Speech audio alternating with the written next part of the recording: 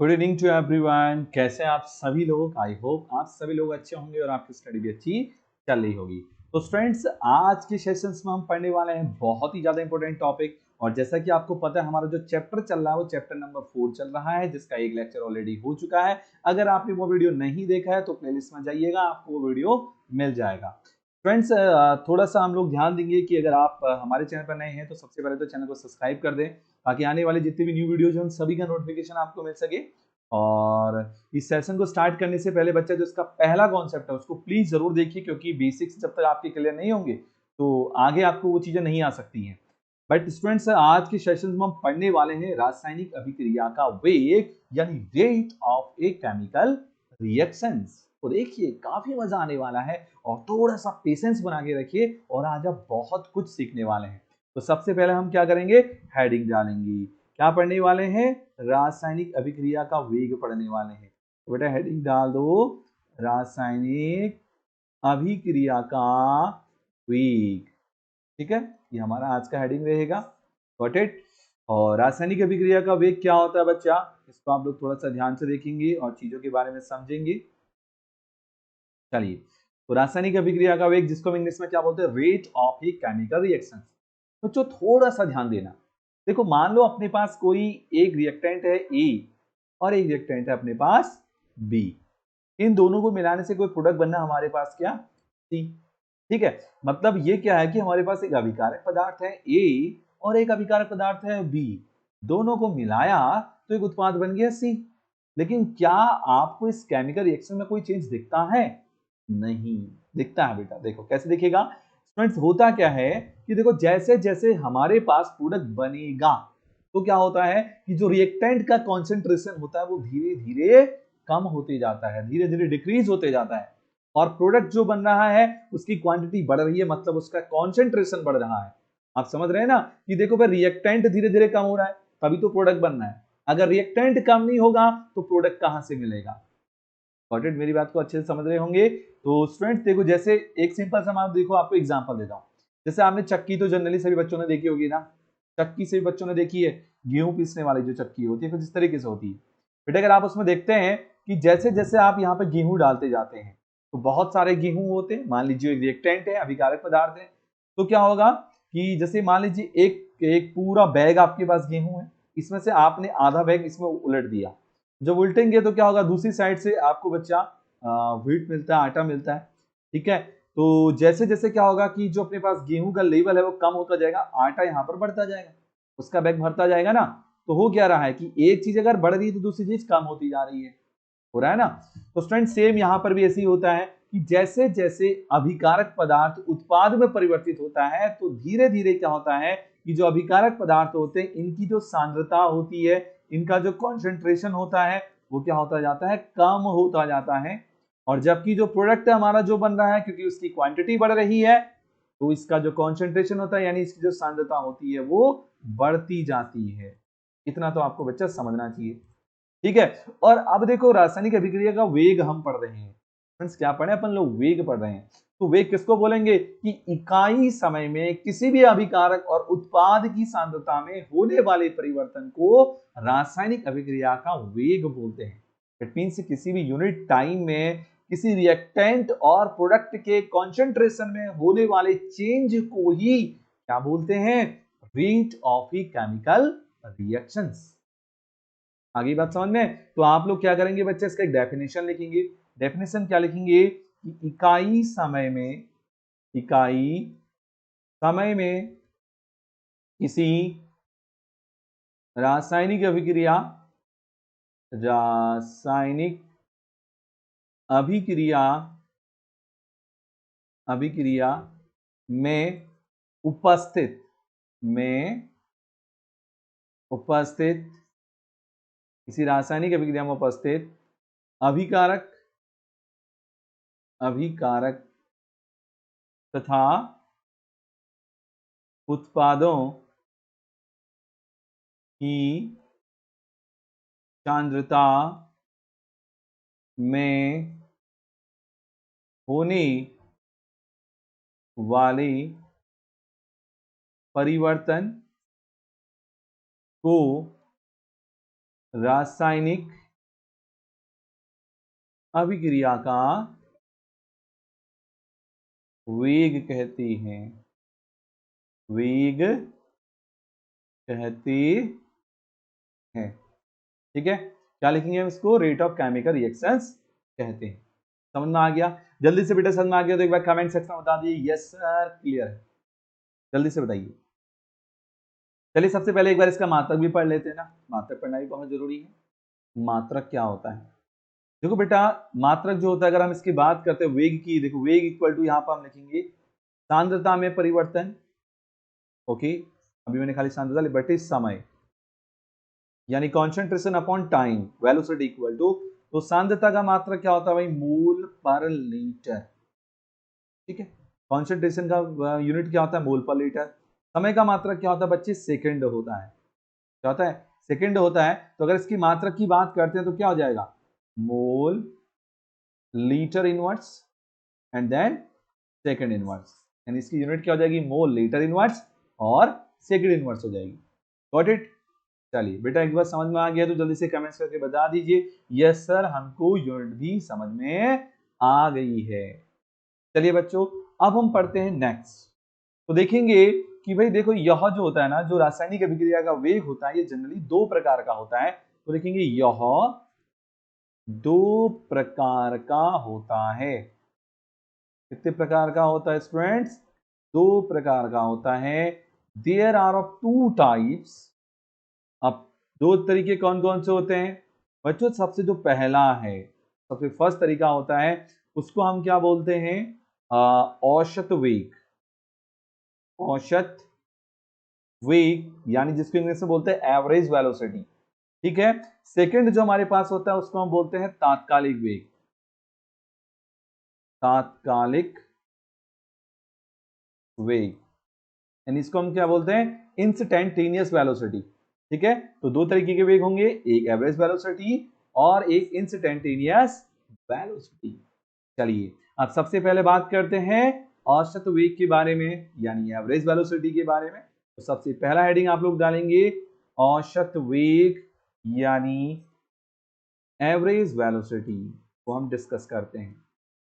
चलिए बच्चों, थोड़ा सा आप लोग ना चीजों को समझेंगे, थोड़ा बेटा चीजों पर ना ध्यान भी देंगे।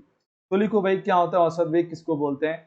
सिंपल सी डेफिनेशन है बच्चा कि किसी भी रासायनिक अभिक्रिया की, किसी रासायनिक अभिक्रिया की, या के मत लिखो, मैं लिखो, में उपस्थित अभिकारक, उपस्थित अभिकारक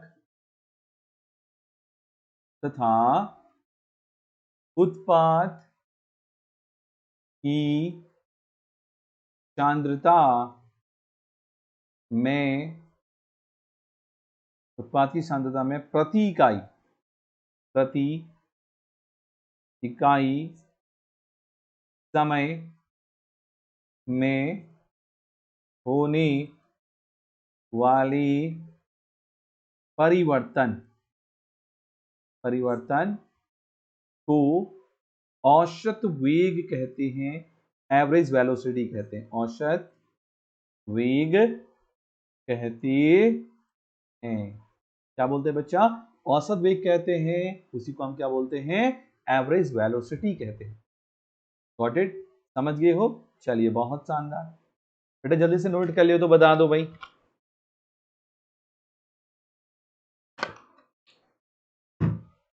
ठीक है, तो औसत का मतलब आपको पता चला ना, देखो एवरेज कैसे निकालते हैं आप जानते ही हो, तो सेम उसी तरीके का है, बस थोड़ा सा डेफिनेशन में थोड़ा सा चेंज होगा।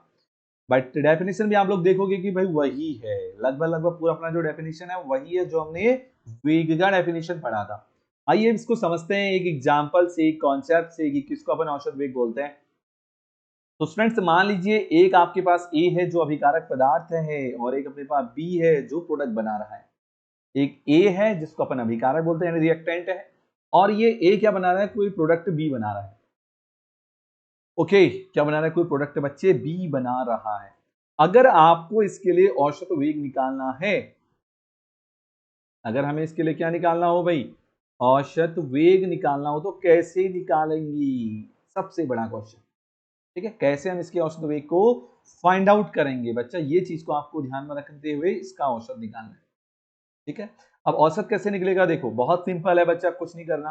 आपको क्या करना है, देखो कि पहले अभिकार, अब आपको पता है ना इस रिएक्शंस में अभिकारक पदार्थ की सांद्रता में भी परिवर्तन हो रहा है और उत्पाद की सांद्रता में भी परिवर्तन हो रहा है।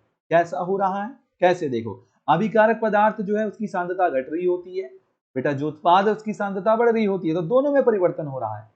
तो दोनों में अगर डिफरेंस हो रहा है तो कितना डिफरेंस हो रहा है उसको निकालेंगे। ठीक है, तो यहां पर हम क्या लिखेंगे कि अभिकारक पदार्थ की अंतिम सांद्रता क्या थी भाई, अभिकारक पदार्थ की अंतिम सांद्रता, अंतिम सांद्रता final concentration of the reactant minus, तो बेटा ब्रैकेट में लिख दो ऐसे करके, और कलर थोड़ा चेंज कर लेते हैं। हमने क्या लिख दिया यहां पर, माइनस, गॉट इट, अभिकारक, अभिकारक सॉरी यहां अभिकारक लिखी थी ना, हाँ, अभिकारक पदार्थ की प्रारंभिक सांद्रता, अभिकारक पदार्थ की प्रारंभिक सांद्रता। ठीक है बच्चे, ये कर दिया तो ब्रैकेट में बंद कर दिया, और अपॉन ये जो सांद्रता में परिवर्तन हुआ भाई, इसको ऐसा करने में कितना टाइम लग रहा है, कितना समय लग रहा है बच्चे, वो भी अपना अपॉन में आएगा। तो क्या लिखेंगे भाई, ये जो परिवर्तन हुआ, इस परिवर्तन होने में कितना समय लगा, यानी अभिक्रिया होने में, अभिक्रिया होने में लगा समय, time taken by the reactions, got it, अभिक्रिया द्वारा लिया गया समय या अभिक्रिया होने में लगा समय। बच्चों ये लिखोगे, समझ गए हो ना। देखो कैसे निकालेंगे कि भाई देखो पहले जब रिएक्शन नहीं हुई थी तब उसका कॉन्सेंट्रेशन क्या था, मान लो ये हो गया, गॉट इट। देखो जैसे मैं आपको एग्जांपल देता हूं, मान लो बच्चों की आपके भाई अभिकारक पदार्थ है, अभी मान लो इसकी सांद्रता है A मोल पर लीटर, कितनी है, A मोल पर लीटर। बेटा समय t के बाद क्या होता है कि इस A में से जो x मोल होते हैं वो उत्पाद में परिवर्तित हो गए होते हैं। मान लेते हैं समय t में इस A में से जो x मोल होते हैं वो उत्पाद में बदल गए होते हैं। अब देखो A तो इसकी क्या है, प्रारंभिक सांद्रता, कि भाई जब रिएक्शन नहीं हुई थी तब सांद्रता कितनी थी, A थी, लेकिन जैसे ही रिएक्शन हुई x मोल कन्वर्ट इनटू प्रोडक्ट, ओके। लेकिन अब यहां पर कितने मोल बच गए बेटा, फाइनल कॉन्सेंट्रेशन क्या होगा सर, A माइनस एक्स होगा। कैसा होगा ना, अगर तभी समझ नहीं आया बेटा, मान लो इसकी सांद्रता है 10 किलोग्राम, 10 में से 3 किलोग्राम बेटा उत्पाद में परिवर्तित हो गया है, अब कितना बचा यहाँ पे, 10 माइनस 3 बोले तो 7 किलोग्राम बचा, तो 7 किलोग्राम जो बचा इट्स फाइनल कॉन्सेंट्रेशन, मतलब ये इसकी अंतिम सांद्रता है।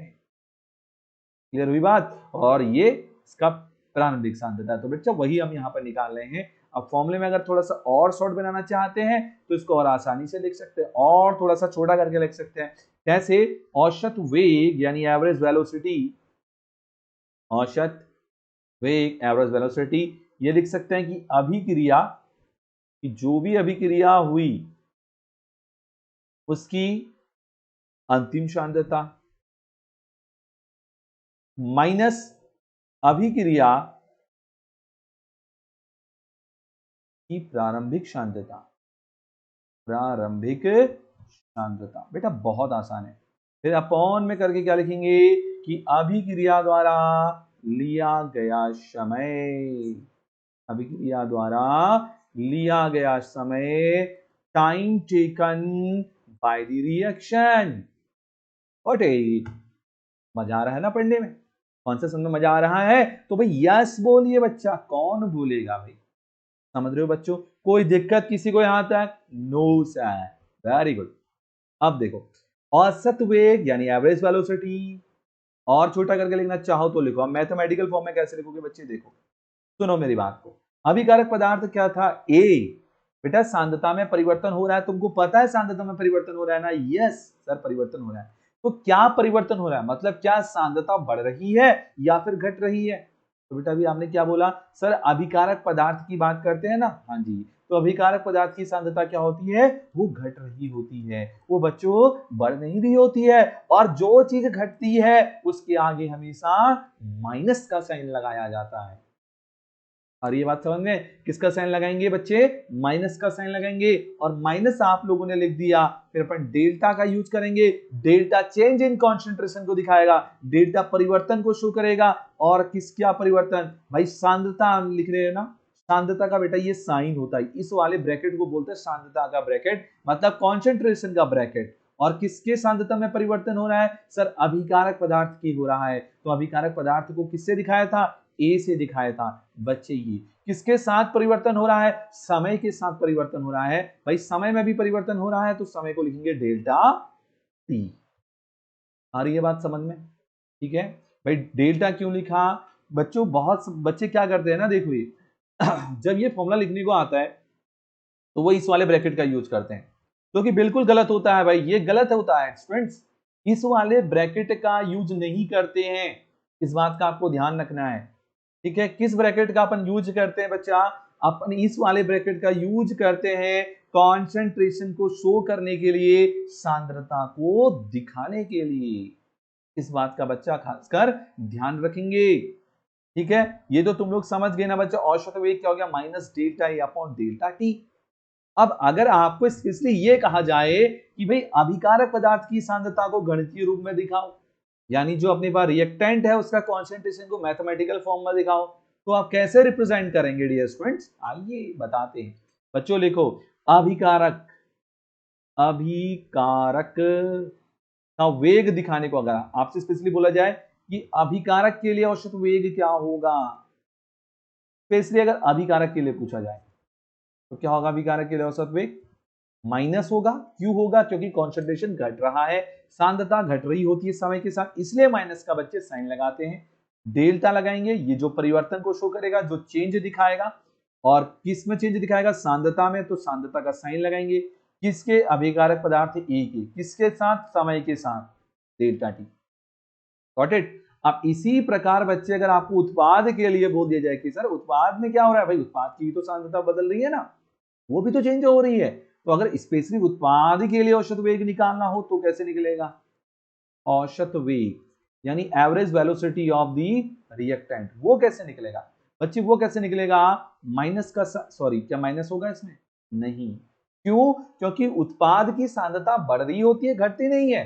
और जो चीज बढ़ रही होती है बेटा उसके आगे कभी भी माइनस का साइन नहीं आएगा, तो क्या आएगा, पॉजिटिव साइन आएगा ना।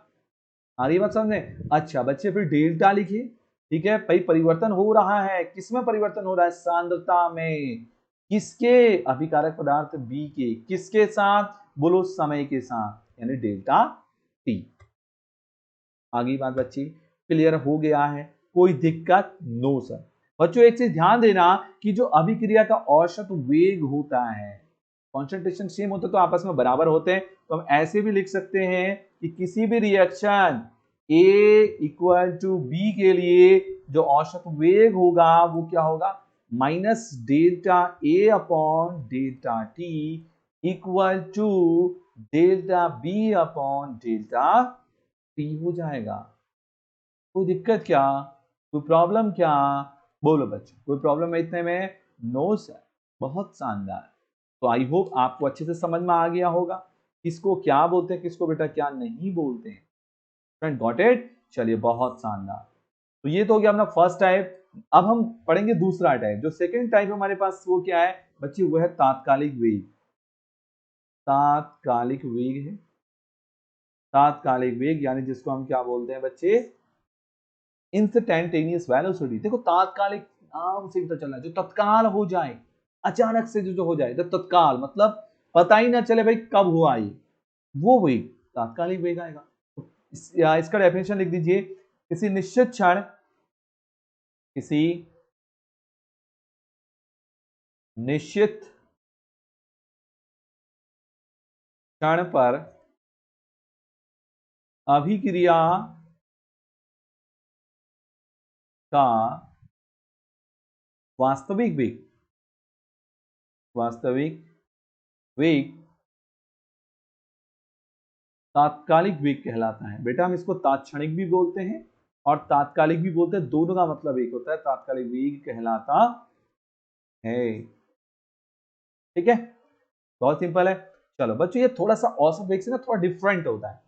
ठीक है, समझ रहे हो? देखो एक पर्टिकुलर टाइम है, मतलब कि किसी भी टाइम पे, कोई भी टाइम है, आपने किसी भी टाइम पर देख लिया कि कोई रासायनिक अभिक्रिया हो रही है, आपने किसी भी टाइम पे चेक कर लिया कि यहाँ पे इसका वेग क्या है, तो बेटा उस पॉइंट पे जो उसका वेग होगा वही क्या कहलाएगा? तात्कालिक वेग कहलाएगा। वही क्या कहलाएगा?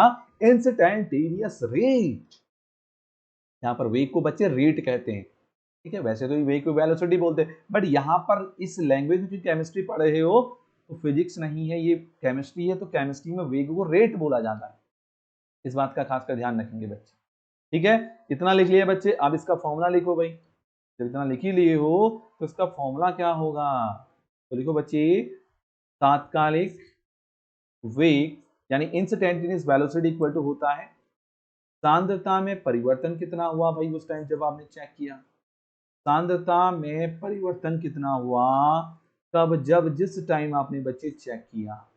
अच्छा, सांद्रता में परिवर्तन कितना हुआ बटे भाई समय में क्या परिवर्तन हुआ? फिर समय में क्या परिवर्तन हुआ? ठीक है, ये आप लोग लिखेंगे, सांद्रता में परिवर्तन बटे समय में परिवर्तन। अब थोड़ा सा स्टूडेंट्स थोड़ा सा फोकस करेंगे चीजों को। देखिए, तात्कालिक वेग की अगर मैं बात करता हूं, इसकी बात करता हूं बच्चे, तात्कालिक वेग की अगर मैं बात करता हूं तो वो क्या होगा? Delta C. डेल्टा सी मतलब change in concentration. Change in concentration मतलब सांद्रता में परिवर्तन। बेटा कॉन्सेंट्रेशन को दिखाते हैं सी से, क्योंकि सांद्रता को इंग्लिश में हम बोलते हैं कॉन्सेंट्रेशन, इसीलिए सांद्रता में डेल्टा परिवर्तन को दिखा रहा है, जबकि सी सांद्रता को दिखा रहा है, तो डेल्टा सी और अपॉन डेल्टा टी लिखेंगे। लेकिन स्टूडेंट्स एक चीज ध्यान देंगे, यहां पर यूज होती है limit. Limit delta T tends to 0। Sir ये क्या है? What is this? बेटा ये है कि भाई जब समय जीरो के बहुत ज्यादा नजदीक है, यानी डेल्टा टी अग्रसर हो रहा है जीरो की ओर, तब सांद्रता में कितना परिवर्तन हुआ, तब वहां पर वेग क्या होगा, उसी वेग को बोलते हैं बच्चे तात्कालिक वेग। ठीक है, और बच्चों अगर आप इसको बोलते हो कि इतना बड़ा कौन लिखेगा, ये डेल्टा टी लगाओ, लिमिट लगाओ, इसको और शॉर्टकट में लिखना चाहते हो तो फिर यूज करते हैं कि उसका डिफरेंशिएशन का यानी अवकलन का यूज करते हैं। फ्रेंड्स अगर आप ये चाहते हो तो सर इसको कोई शॉर्टकट तरीका बताओ, बार बार लिमिट हम यूज नहीं करेंगे, डेल्टा टी नहीं लगाएंगे, कोई शॉर्टकट तरीका बताओ ना सर। तो बेटा आप यूज करो डिफरेंशिएशन। डिफरेंशिएशन को रिप्रेजेंट करते हैं डी से, तो डीसी अपॉन डी लिखेंगे। इसको क्या लिखेंगे बच्चे? इसको डीसी अपॉन डी। यानी अब हम कह सकते हैं कि जो तात्कालिक वेग होता है वो क्या होता है? डीसी अपॉन डी होता है। लो बच्चे, ये शॉर्टकट तरीका है, समझ गए हो? आई होप आपको आज का लेक्चर बहुत अच्छा लगा होगा, चीजें बहुत अच्छे से समझ में भी आई होंगी। और बेटा अगर समझ में आई है तो आपको एक काम करना है भाई, कहने की जरूरत ही ना है, वीडियो को लाइक करो, चैनल पर नए हो तो सब्सक्राइब करो, पास में ही जो बेल आइकन है बेटा उसको प्रेस भी करो। अगली वाली वीडियो नहीं चाहिए क्या? चाहिए ना? हाँ, ताकि नई नई वीडियो का नोटिफिकेशन आपको मिल सके। इसी के साथ साथ बच्चों अगर पिछला लेक्चर नहीं देखा है तो उसको भी देखो। क्यों? क्योंकि जब पहले उसको पढ़ोगे तब ये समझ में आएगा। Got it? चलिए तो स्टूडेंट्स मिलते हैं आपको नेक्स्ट लेक्चर में तो एक ऐसी बेहतरीन कॉन्सेप्ट के साथ। तब तक के लिए आप सभी प्यारे प्यारे बच्चों को bye bye to everyone, bye bye to all of you. फिर मुलाकात करते हैं एक नई वीडियो के साथ, तब तक के लिए bye bye. If you enjoyed this video, like and subscribe to our YouTube channel and share it with your friends. Join our 100% free learning community on the Noon app. Download now.